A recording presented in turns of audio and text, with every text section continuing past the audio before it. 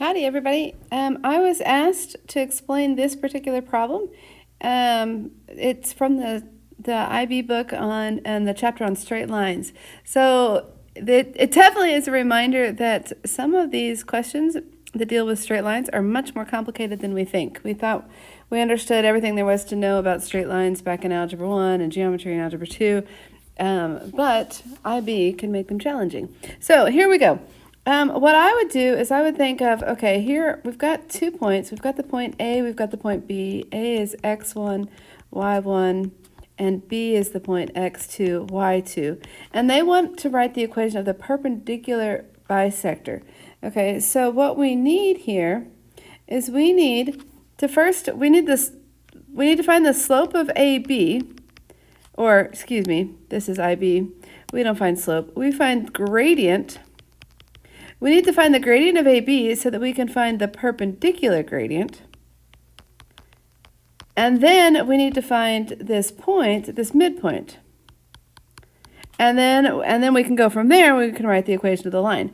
So the gradient of AB is going to be y2 minus y1 over x2 minus x1. Let me look at this.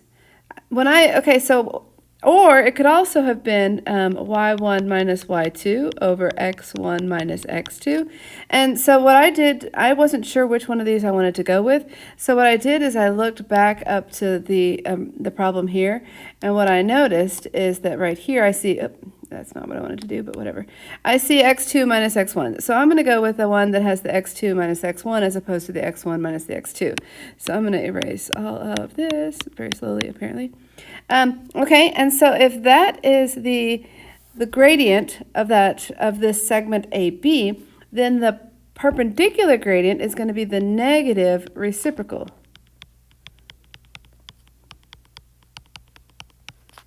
Okay, so that is the gradient of this perpendicular bisector. Okay, well, let's pretend I can draw.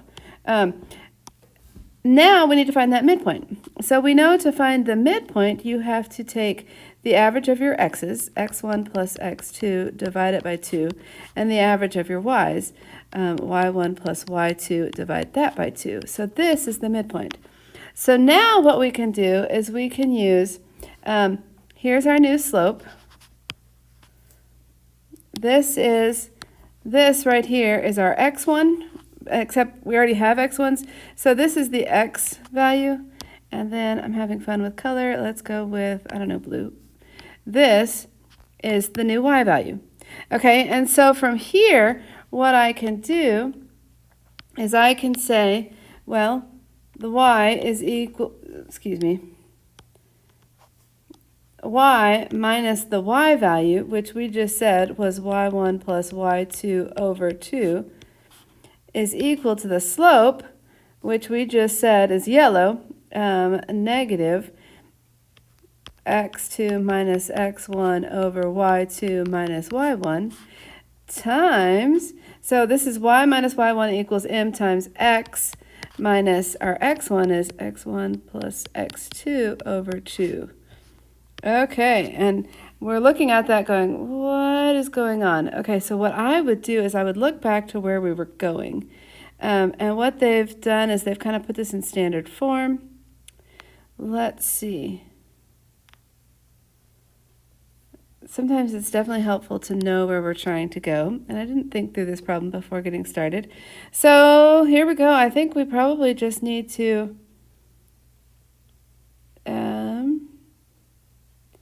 let's FOIL things through. Is that our best bet? Do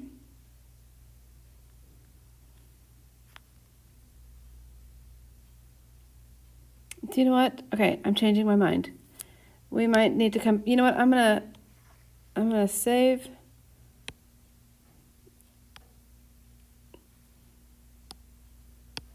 I'm gonna save that a little bit later, just in case I need it. Okay, I don't know if I need that or not, but in case I do, I've got it for in a second.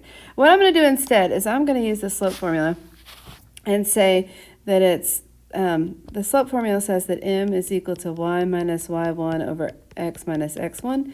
And what I'm going to use is I'm going to use This is going to be the y value from here. This, was that the green that I used? I don't know. The x value is going to go here, and then the slope is going to come here.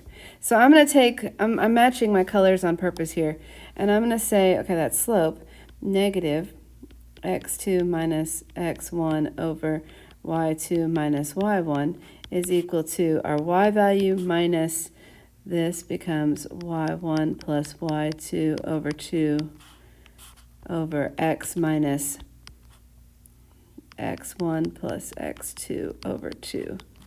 Okay, so that's, let me use color again. This matches the yellow, oh, wrong button.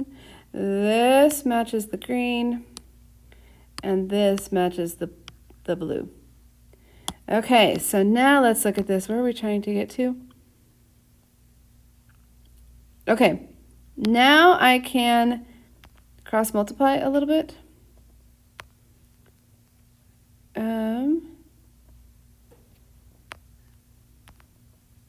Okay, I'm trying to decide where to put that negative. All right, so if I cross multiply, so I've got a fraction here where there's this negative times the numerator and the denominator, and here's the numerator. So I have a negative x2 minus x1 times x minus x1 plus x2 over 2. So I've taken that denominator here. Oh, that doesn't work. That's not what I wanted to do. I've taken that denominator here and multiplied it by the numerator over there. And that's going to be equal to y2 minus y1 times y minus y1 plus y2 over 2. I should have looked at my answer key to see how I did this last year, but this is kind of fun. Okay, so now I have a negative x times x2 minus x1. Notice back up here, I have a x2 minus x1 times x, x2 minus x1 times x, so that's promising. Distributing that through, and then this becomes a plus, a negative times a negative. Now I have x2 minus x1 times x1 plus x2 all over 2. So I took care of this multiplied by all of this.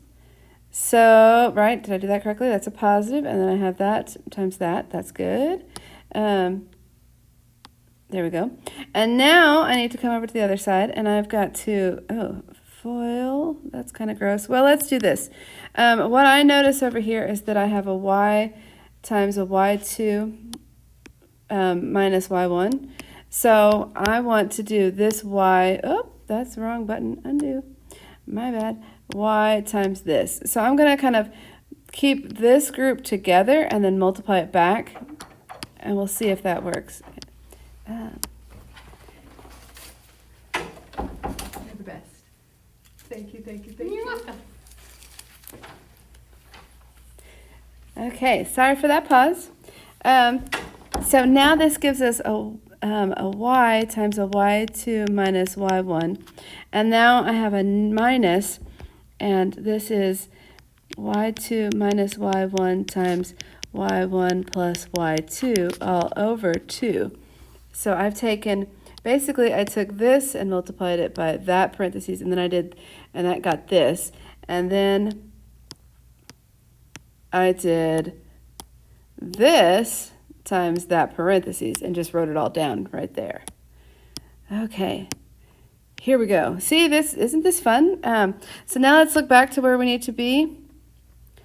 Okay, so I've got these things. Notice what I see up here is that I've got that kind of simplified. So I've got x2 squared and y2 squared minus, and so I'm looking at this going, okay, I probably need to FOIL that out and regroup things. So let's do this. I want this part right here to be positive. So I'm going to move it that way. And then that means then I'll move this one that way. So I'm going to rewrite that in this step right now. That's my rationale. So I have this one, x2 minus x1 times x1 plus x2 over 2 came from this I've written here. Okay, and now I'm going to add y2 minus y1 times y1 plus y2 over 2. That came that way. Okay, and then this is going to be equal to an x2 minus x1 times x plus a y2 minus y1 times y, which came from this, ended up coming and joining that to make this. Okay, hopefully all this highlighting helps you see what's happening. I'm doing the best I can, and you're with me, so we're good. So now, this right here, x2 matches the y2, all that. So what I need to do is I'm just going to rewrite that on this side. X2 minus x1 times x plus y2 minus y1 times y is equal to, well, everybody has a common denominator of 2. And now this gives me an x2 times an x1 plus an x2 squared minus an x1 squared minus an x1 x2 and x1 okay, that's good, plus, so what I did is I took all of this and FOILed it and got that. And now what I see is I see that this term right here, x2, x1, will cancel with a negative x2, x1. They're written in the opposite order, but that works. Okay, so now let's FOIL out the y stuff. So I have y2, I need more space, times y1 plus y2 squared minus y1 squared minus y1 y2. Okay, so that was, this became this, those 4 terms. Okay, so now let's use red again. Now I notice a y2, y1 right here cancels with a minus y1, y2. Those are the same thing. And so what I have is a new email. Okay, what I have is x2 minus x1 times x plus y2 minus y1 times y is equal to, where was I trying to get to? Those, okay, what they did is they took the positive ones. I have an x2 squared plus a y2 squared minus, and then I factored out a negative, x1 squared plus, because now I factored out that negative, a y1 squared, and all of that is over 2. And that is, ladies and gentlemen, exactly what they wanted me to get to up there. Suggest one advantage of writing this equation in general form. I don't know, you can plug in, you don't have to know how to, you just plug in the coordinates. So like if they gave you, if they said the point was 2, 4, 6, 8, that's kind of too easy. Let's negative 6, 8, then I can just start plugging things away and say, well, this is negative 6 minus 2, and then a y value is 8 minus 4, and then my x2 was negative 6 squared is 36, and this becomes, my y2 is 8, so that's 64, minus my x2 squared is 4, plus that 4 squared is 16. So then that becomes, what? That's really messy. Negative 4x plus 4y equals, oh my, that's 100 minus 20 is 80, divided by 2 is 40. So apparently that's that equation of that line. I don't know. Go try it. Go see if that see if that really works. I guess that's one advantage. I'll be curious to see what the book would say as to what their advantage is. Hopefully that was helpful. That was definitely challenging. So good luck to you. Keep practicing.